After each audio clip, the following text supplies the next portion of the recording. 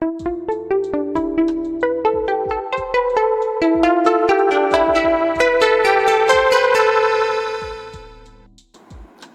Everyone.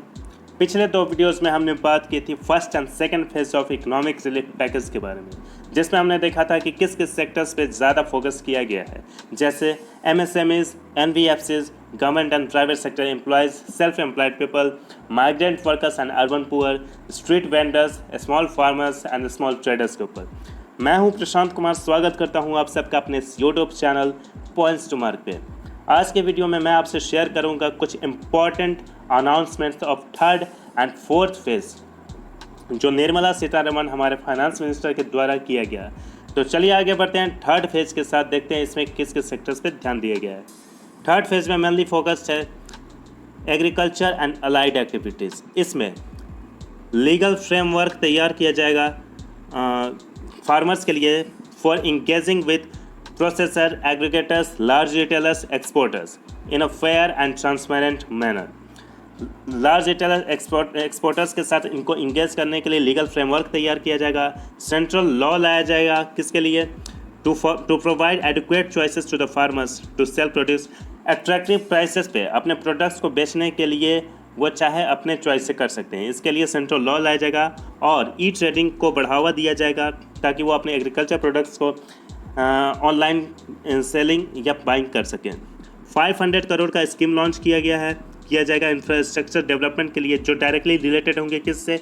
B keeping development centres, collection, marketing and storage centres, post harvest and value addition facilities, जो 2 lakh bee keepers की salary की income में increment ला सकता है। नेशनल मेडिसिनल प्लांट्स बोर्ड, इसने क्या किया है? 800 हेक्टेयर्स एरिया प्रोवाइड किया है for the development of corridor of medicinal plants. Medicinal plants के कॉरिडोर के लिए 800 हेक्टेयर एरिया इसने प्रोवाइड किया है along the banks of Ganga river. 4000 crore allocate किया गया है for the promotion of herbal cultivation. 10 lakh hectare area cover कर लिया जाएगा अगले 2 साल में। National animal disease control programme for foot and mouth disease and brucellosis launch किया गया है with the total outlay of 13,343 crore. 20,000 crore का प्रधानमंत्री मत्स्य संपदा योजना लागू किया जाएगा for the development of marine and inland fisheries.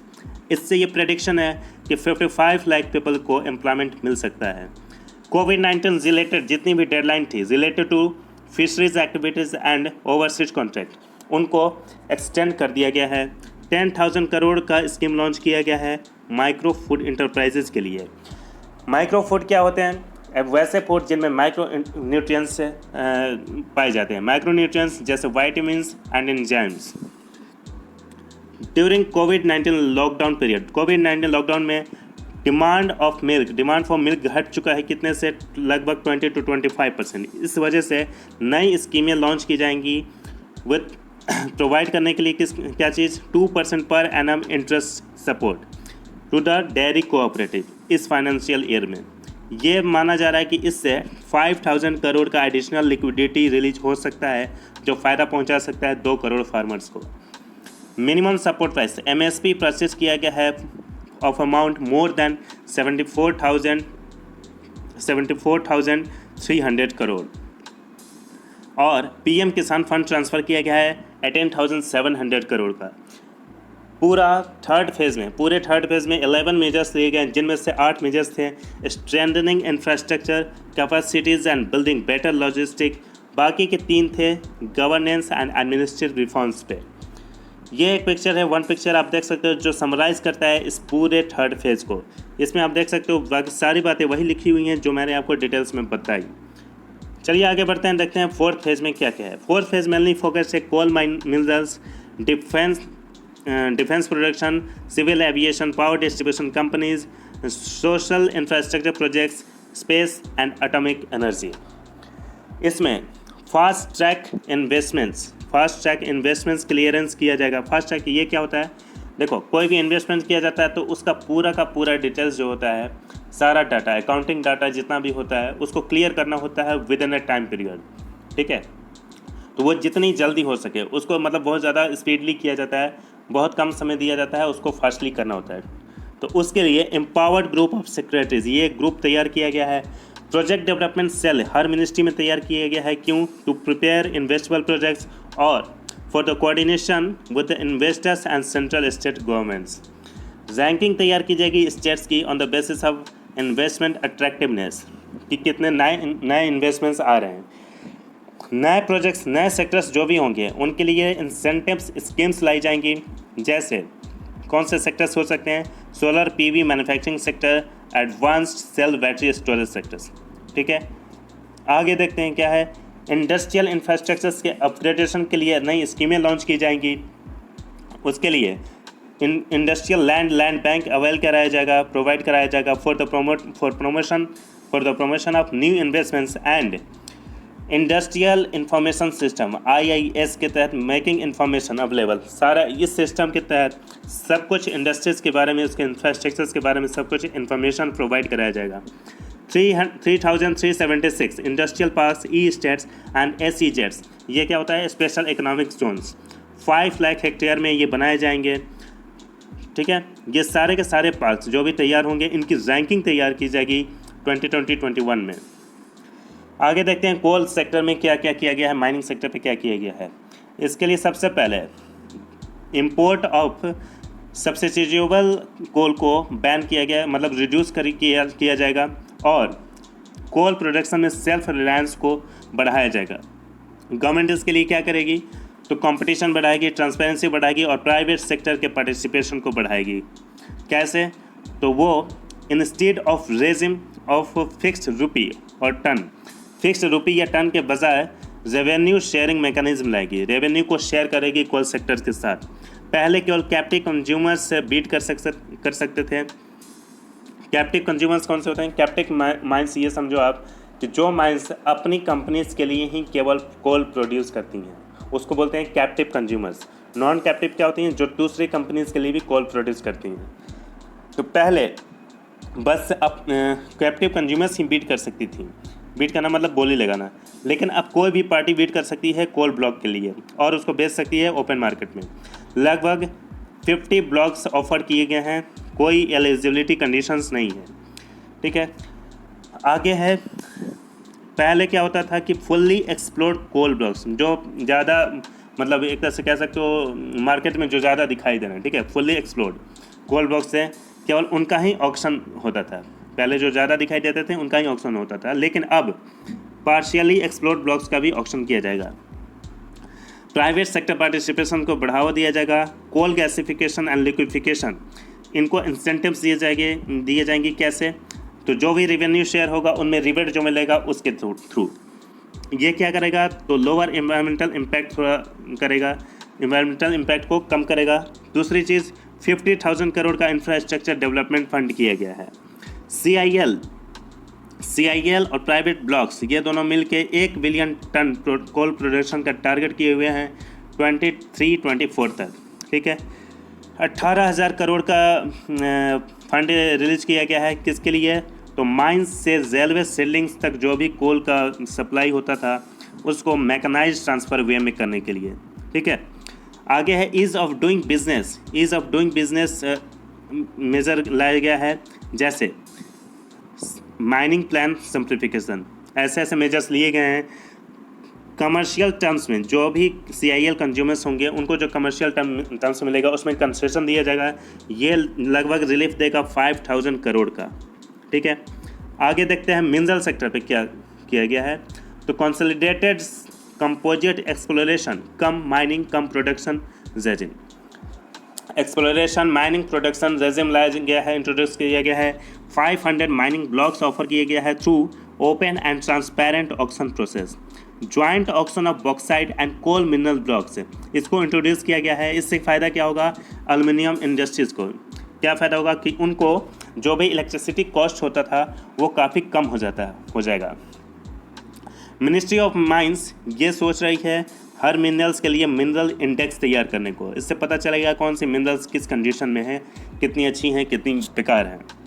Defence sector की बात करें तो यहाँ भी मेक इन इंडिया को इम्प्लीमेंट करने की बात की गई है। लिस्ट ऑफ वेपन्स प्लेटफॉर्म्स तैयार किए जाएंगे और उनका इंपोर्ट घटाया जाएगा, बैन लगाया जाएगा। और डोमेस्टिक प्रोडक्शन को ज़्यादा प्रोवोक किया जाएगा, उसके लिए एक सेपरेट बजट प्रोविज़न लाया जाएगा। इंपोर्ट कम होगा तो इस वजह से बिल भी कम आएगा। सबसे important point, FDI limit under automatic road ये बढ़ा दिया गया है 49% से 74% तक। डिफेंस मैन्युफैक्चरिंग में FDI लिमिट बढ़ा के कर दिया गया है 74% तक। FDI ध्यान रखना 2 तरीके से होता है, ऑटोमेटिक रूट से और गवर्नमेंट रूट से। गवर्नमेंट रूट में SEBI security exchange board of India से अप्रूवल लेना होता है, ऑटोमेटिक में ऐसा कुछ नहीं होता है। अगला कह रहा है प्रोजेक्ट मैनेजमेंट यूनिट तैयार किया जाएगा, किसके लिए? To support contract management.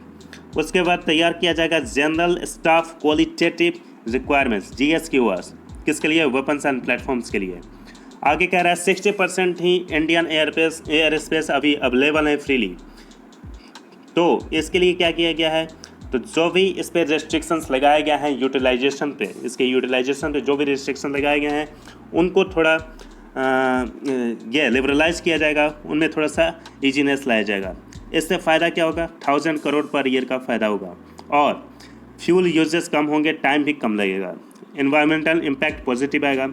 Airport authority of India इसने 6 बिड लगाए थे ऑपरेशन एंड मेंटेनेंस के लिए। 6 बिड में 3 एयरपोर्ट्स को अवार्ड किया गया अच्छे एयरपोर्ट्स के लिए on PPP basis.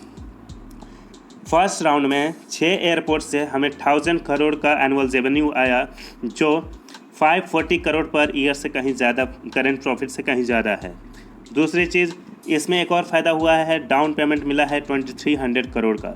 6 more airport और आएंगे, 6 एयरपोर्ट्स और आइडेंटिफाई किए जाएंगे हैं सेकेंड राउंड में। और उसके बाद 12 एयरपोर्ट्स प्राइवेट कंपनियों के द्वारा 12 एयरपोर्ट्स में फर्स्ट एंड सेकेंड राउंड में एडिशनल इन्वेस्टमेंट्स किया गया है, जिसका अमाउंट टोटल है 13,000 करोड़। थर्ड राउंड में 6 एयरपोर्ट और इसमें आएंगे, आइडेंटिफाई किए जाएंगे।